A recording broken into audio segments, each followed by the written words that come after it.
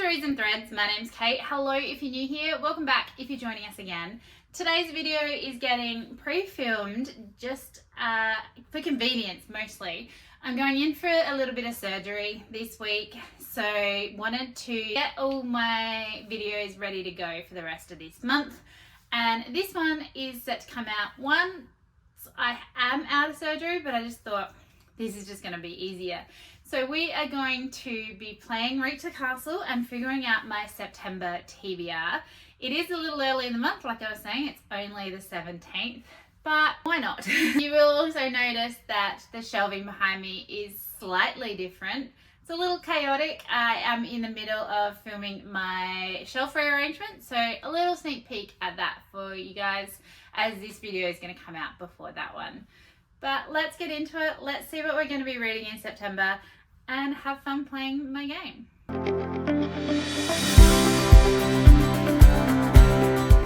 Okay, let's get to it. So you might notice the board is laid out slightly different. All of the pieces fell off and I had to pop them back on. So I just decided to do it in a different arrangement. It's still technically got the same number on each row. The prompt cards spaces are in the same, or similar, same spots. But let's see what we get this month. Roll number 1. We got an 8. And we landed on the troll, which just means to start again. Roll number 2. We got a 12. Which is a prompt card. So starting off with a prompt card. How fun. I have pre-shuffled these, so we are doing a book with water on the cover. That might work well for Herkhead. One of the challenges is to become an avatar. So we might look at that. Roll number 2. We got a 2. Yay! We've landed on our challenge card spot. So let's see what we get. Which one do we want? This one. We got Fable, which is one of my Our Fantasy Bingo options. So that works out well. Okay, roll number 4, technically. We got another high number. We got a 12 again.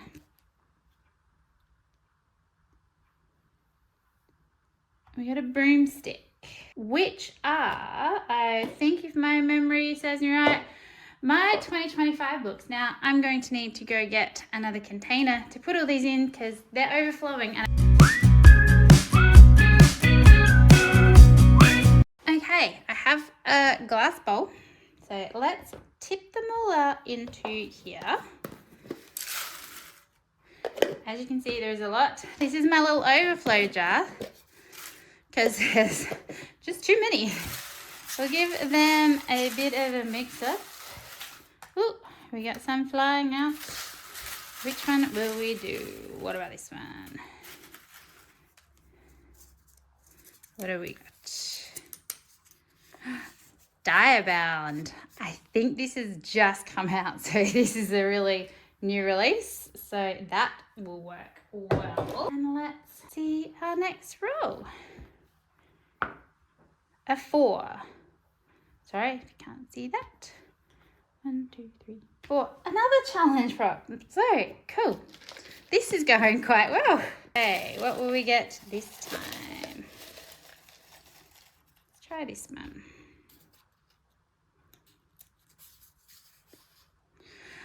Bookish. Okay, so this is one of my other challenges in Herkhead, which is to read a non-fiction. So that'll be interesting. Okay. An 8. And that takes us to the castle. So that is our current TBR. I will meet you back in the library and we'll go over everything. Okay, so standing, I feel a little weird, but let's run over the books we have pulled for our TBR game.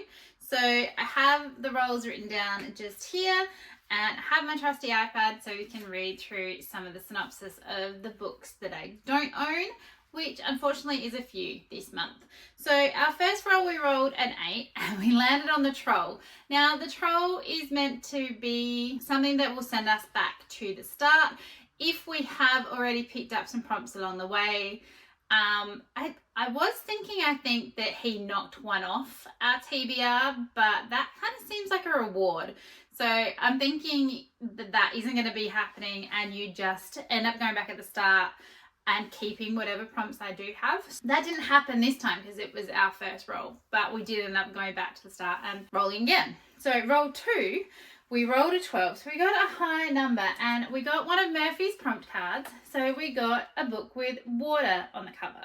And this works really well for Herkhead.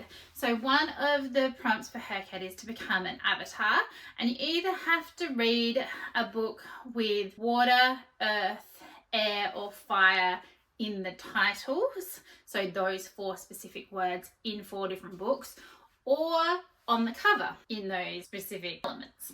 I have found a series that I'm hoping is readable that has both. So it has water on the cover and water as the title. I'll pop it up here. I don't own this physically. I only have this on ebook, and this is called Water by Terra Harmony. And this is the first in the Acacia series. I don't hold out a huge amount of hope, but there are 4 books within this series and they work perfectly for Herkhead. So I'm hoping that I can get through them. It doesn't have the best rating on Goodreads. It's only a 3.33, but I'm gonna hold out hope. So this one says, elemental powers in the palm of her hand, and it won't be enough to save her. When Caitlin Adler is involuntarily introduced to a life of magic, she becomes part of an organisation hell-bent on saving the Earth. Just as her newfound life holds promises of purpose, romance and friendship, the organisation divides and a rogue member holds Caitlin hostage. Now one of the most terrifying men the human race has to offer stands between her and Earth's survival.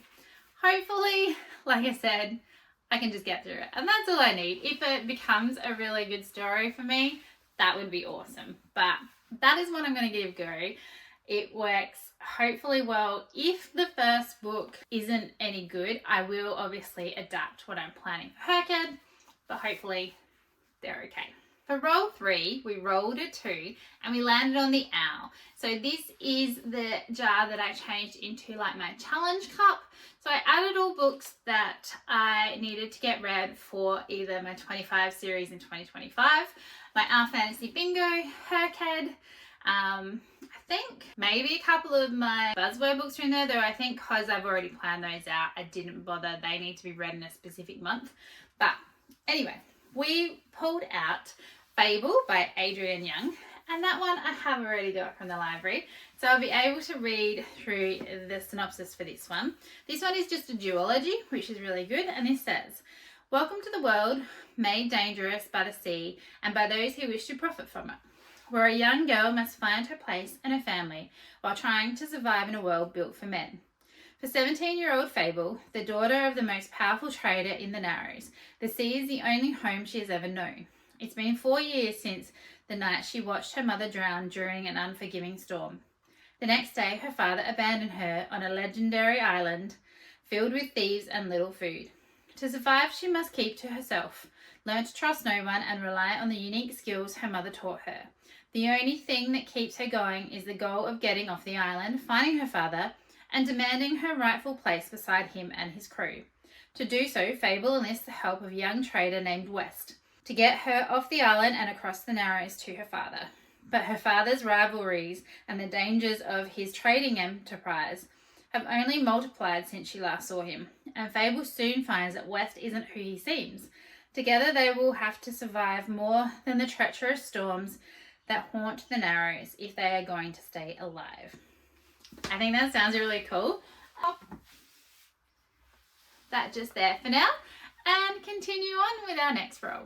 For roll 4, we rolled a 12, so another big number. There seemed to be a couple of them in this game.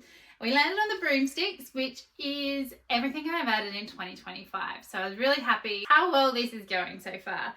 And for this one, we picked out Diamond by Sable Sorensen. So this, I think, is only just coming out on the 27th of August for a traditional publishing.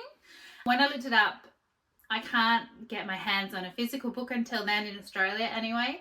There is an ebook and an audio that I could buy.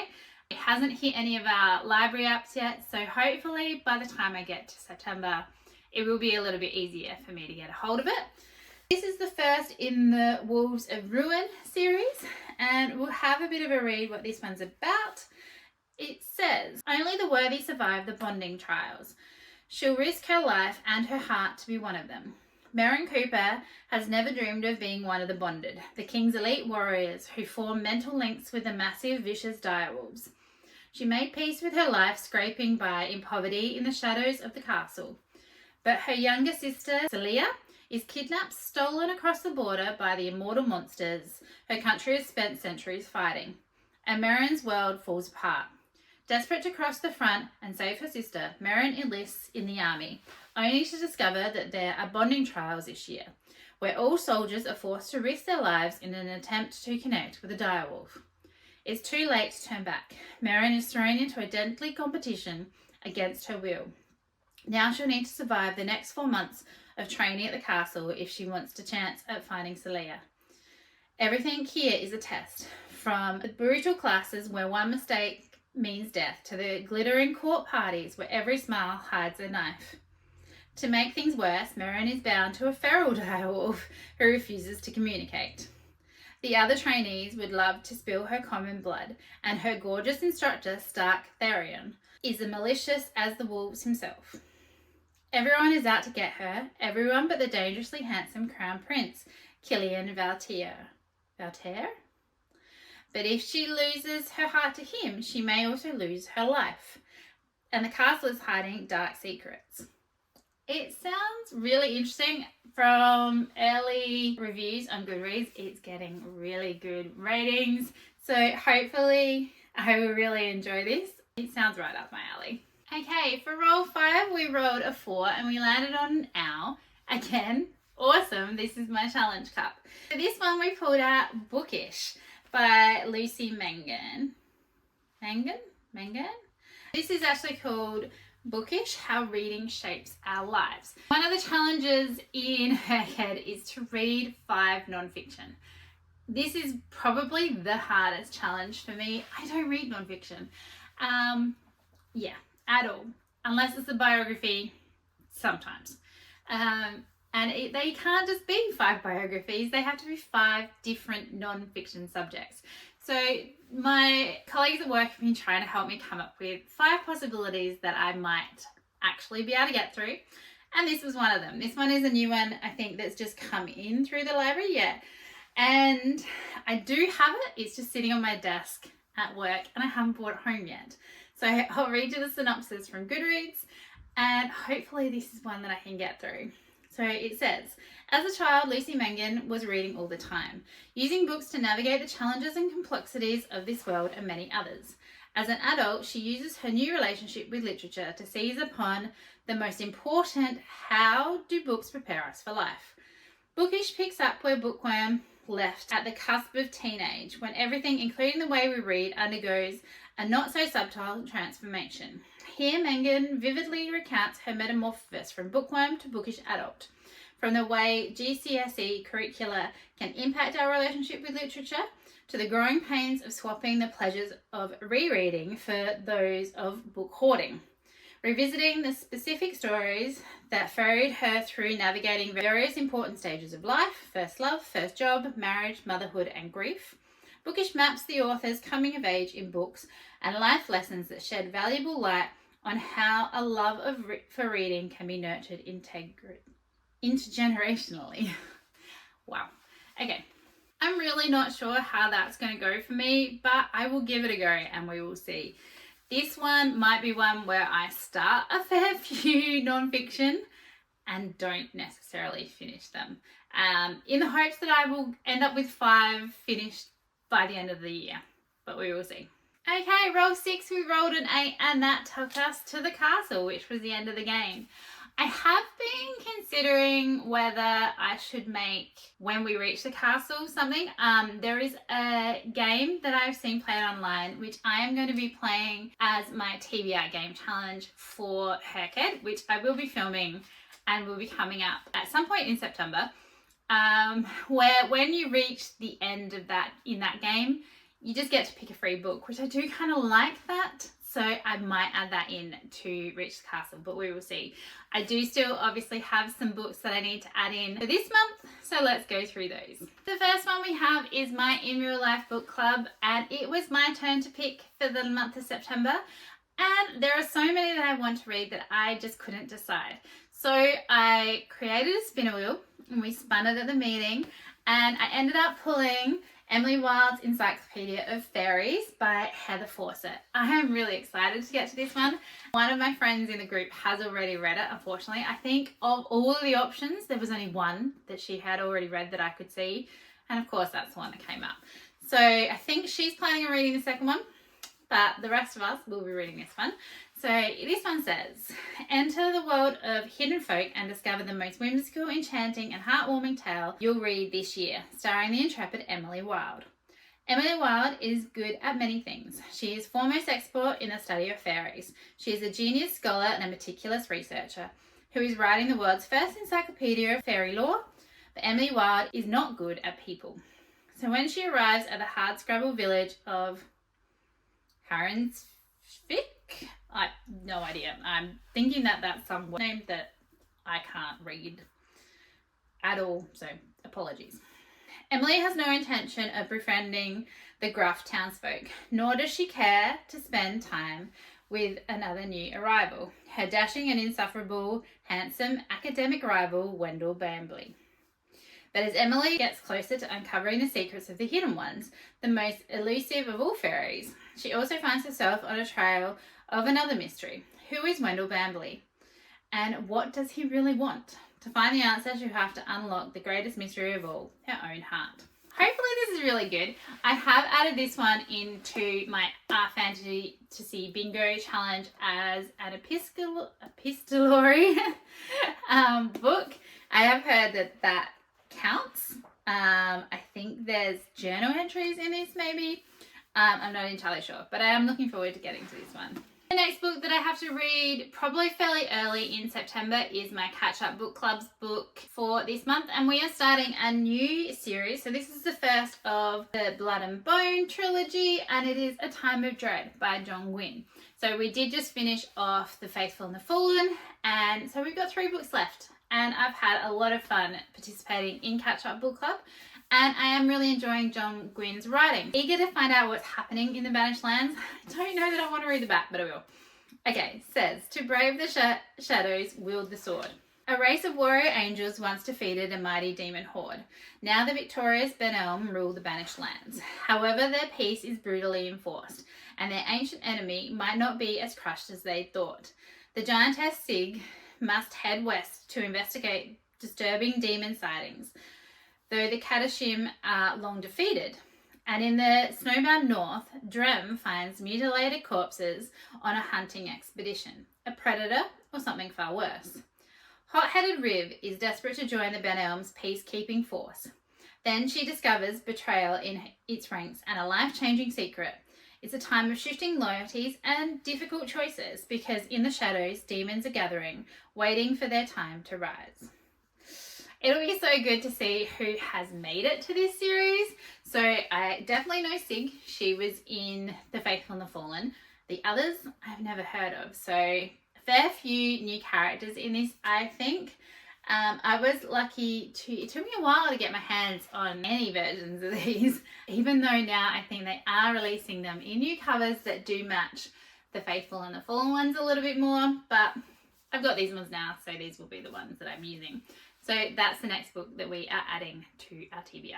Okay, next we have our buzzword challenge. So these I do try to read in the month that they actually have the challenge. I didn't quite have that work out in July, and I'm catching up in August, but we'll see how we go. So this month we need to read a book with an event in the title. I have two options for this. I'm still not entirely sure which one I am going to prioritize. I might end up reading both. We'll see. One, though, is another non-fiction. So because we already have one non-fiction, I don't know. The first one is Dinner for Vampires by Bethany Joy Lenz. I was a huge fan of One Tree Hill growing up, to the point where I have also visited Wilmington in North Carolina and saw the bench where Nathan and Haley sat in the first season. I've been to a lot of the filming locations. It was so great. I've seen a lot of the houses. Loved it. Such a cute little town. So I am very eager to see what happened to Bethany Joy Lenz while she was filming, because she actually was in a cult as well. And so this goes through not only the cult aspect of the TV show, but her experiences within a cult as well. So this one says, a deliciously witty and inspiring memoir by One Tree Hill star Bethany Joy Lenz about her decade in a cult and her quest to break free. In the early 2000s, after years of hard work and determination to break through as an actor, Bethany Joy Lenz is finally cast as one of the leads in the hit drama One Tree Hill. Her career is about to take off, but her personal life was slowly beginning to unravel. What none of the show's millions of fans knew, hidden even from her co-stars, was her secret double life in a cult. An only child who often had to fend for herself and always wanted a place to belong, Lenz found the safe haven she'd been searching for in a Bible study group with other Hollywood creatives. However, the group soon morphed into something more sinister, a slowly woven web of manipulation, abuse, and fear under the guise of a church covenant called the Big House Family. Piece by piece, Lenz began to give away her autonomy, ultimately relocating to the family's Pacific Northwest compound, overseen by the domineering minister who would convince Lenz to marry one of his sons and steadily drain millions of her TV income without her knowledge. Family minders assigned to her on set, Mayo's struggle sessions, inspired meetings in the basement of a filthy house, and regular counselling with leadership were just part of the tactics used to keep her loyal. Only when she became a mother did Lenz find the courage to leave and spare her child from a similar fate. After nearly a decade, and with the unlikely help of a One Tree Hill superfan, she finally managed to escape the family's grip and begin to heal from the deep trauma that forever altered her relationship with God and her understanding of faith. Written with powerful honesty and dark humour, Dinner for Vampires is an inspiring story about the importance of identity and understanding what you believe. So I feel like that's going to be extremely interesting. For the event, I've used dinner. Hopefully that counts. But like I said, I do have a second option, and again, another one that I'm really eager to get to. And that is Sunrise on the Reaping by Suzanne Collins, which is Hamish's story from the Hunger Games. I've heard so many good things about it, and it's just been on my want to read list since I heard about it. So this one says, when you've been set up to lose everything you love, what is there left to fight for? As the day dawns on the 50th annual Hunger Games, fear grips the districts of Panem. This year, in honor of the Quarter Quell, twice as many tributes will be taken from their homes. Back in District 12, Hamish Abernathy is trying not to think too hard about his chances. All he cares about is making it through the day and being with the girl he loves. When Hamish's name is called, he can feel all his dreams break. He's torn from his family and his love, shuttled to the capital with 3 other District 12 tributes, a young friend who's nearly a sister to him, a compulsive odds maker, and the most stuck-up girl in town. As the games begin, Hamish understands he's been set up to fail, but there's something in him that wants to fight, and have that fight reverberate far beyond the deadly arena. Like I said, heard so many good things about it. I'm pretty sure reaping is an event. So I think that this one will work very well for the challenge. Like I said, I'm not entirely sure which one I'm going to read. If you have a suggestion of which one I should pick, feel free to leave it down below. I would love to hear what you think. And last book I'm going to be adding to my TBR is my niece's Chloe's special request. So this is the second book in the Kingdoms, and I forgot what the series is called. Kingdoms and Empires, I think, series. I'm pretty sure that's what it's called. I'm not entirely sure. If I'm wrong, I'll pop it down somewhere. So this one is called The Slightly Alarming Tale of the Whispering Wars. And this is by Jacqueline Moriarty. So this one says, the town of Spindrift is frequented by pirates, shadow mages and charlatans. It's also home to the orphanage school, where Finley lives with Glyn, Taya and Eli. Just outside town is the painfully posh Brathwaite boarding school, home to Honeybee, Hamish and Victor, Duke of Ainsley. When the two schools compete at the Spindrift tournament, stakes are high but tensions are higher. Before long, the orphans and the boarding school are in an all-out war. But even greater tensions are building. Children are being stolen, witches, sirens, and the deadly magical flu invade the town, and Spindrift is thrust into the front lines of the Whispering Wars. Finley, Honeybee, and their friends must join forces to turn the tide of the war. But how can one bickering trope outwit the insidious power of the Whisperers? And who are the two mysterious fighters watching them from the shadows? Hopefully this one's good. Again, this is not Chloe's favourite, but she is very eager for me to give this one a go as well. Okay, so from a TBR of 9 possible books, I only physically have 4 of these, but hopefully it will be a good month. This one, A Time of Dread, I think the live show is going to be on the 14th, so that will have to be prioritised. It's definitely not as thick, I don't think, as the Faithful and the Fallen series was, so hopefully it won't take me as long to get through. What books are you planning on getting to in September? I would love to know. Please feel free to leave them down below. Have you read any of the ones that I've picked? What did you think of them? Which ones should I prioritise? Like I said, this one probably needs to come fairly close to the beginning of my reading, but I'm going to be having the month of September off work, so I should have enough time to get through a fair bit of stuff. Any thoughts that you have on the game, please feel free to leave them down below. What do you think of mood read kind of option or a free choice pick for when we actually reach the castle? It probably does need something to happen when we hit that spot, which I've only just thought of now. I don't know why I didn't think of that before. Also, one thing I would love some ideas on is I'm going to be needing to add in another square. So there are 3 of each kind of book tub symbol. Sorry, I'm spacing on what they're called. And I'm going to need a new one. 2026 is fast approaching. And I don't really want to merge any more of my boxes like I did recently to create my challenge cup. So I think I'm going to cross stitch another little character icon. So if you can think of any fantasy related cute little icons I could use, please feel free to leave those down below. I would love any suggestions. If you have a little pattern, that would be even better. A lot of them I had to figure out. So I'm pretty much using like 20 by 20 size wise little squares. They're fairly small. And to get the details, sometimes you need more squares than that. But so any cool little ideas would be great. Obviously of ones that I don't already have. Hopefully this is going to be a good month of reading. I'm really excited that I'm going to be able to mark off a fair few squares on multiple of my challenges.